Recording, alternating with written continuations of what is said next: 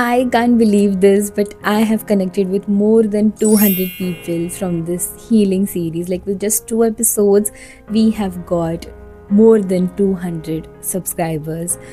I don't know how to express this feeling to you all because it is kind of emotional for me. I feel really, really amazing because when I started this series, I never thought that I'll connect with so many new people, but seeing that happening feels really amazing. Yes, I welcome you all to my channel and to my healing series, Healing with Rue Creates. So I hope you found this videos really helpful and they help you glow through what you go through. So without any further ado, let's get into the video.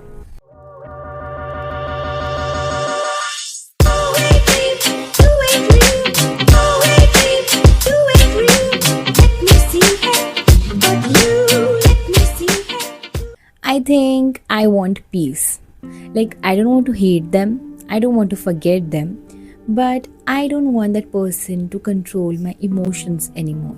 If you have ever felt that you are exhausted and tired of carrying those emotions, those feelings that no longer serve you, then you are not alone, because today we are unlocking something really powerful that I wish that I had learned earlier.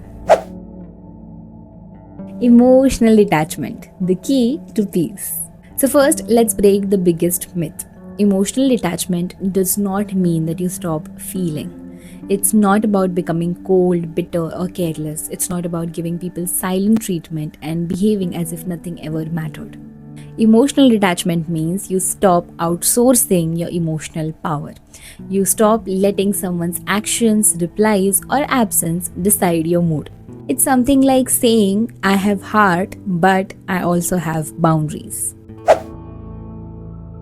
And psychologically, emotional attachment feels like an invisible string that keeps pulling you back even though your brain knows that this situation or this person is not right for you. But why this string exists? There is a psychological theory called investment theory. It is basically your brain says that I have given so much time, energy, love, effort. I can't just walk away now. That would mean it was all a waste. But here's a truth. Loss doesn't get small by holding on. It gets heavier.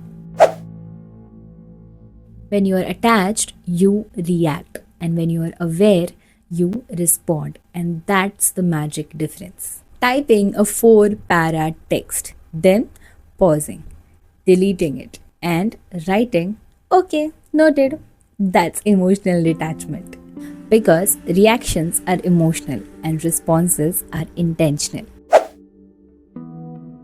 And here's what shocked me. Your brain literally gets a chemical reward every time you think about them. Even if it's painful, it still becomes a habit, like a self-sabotage. But guess what? You can rewire that habit. Feeling the urge to check their Insta? Open your notes and start journaling instead. Feeling the urge to text them? Go for a walk instead. Thinking about them before bed? Start writing about your dreams instead. You can't stop the first thought, but you can definitely choose the second action. Our brain loves rituals. Use them for your advantage. Do something physical to signal emotional release.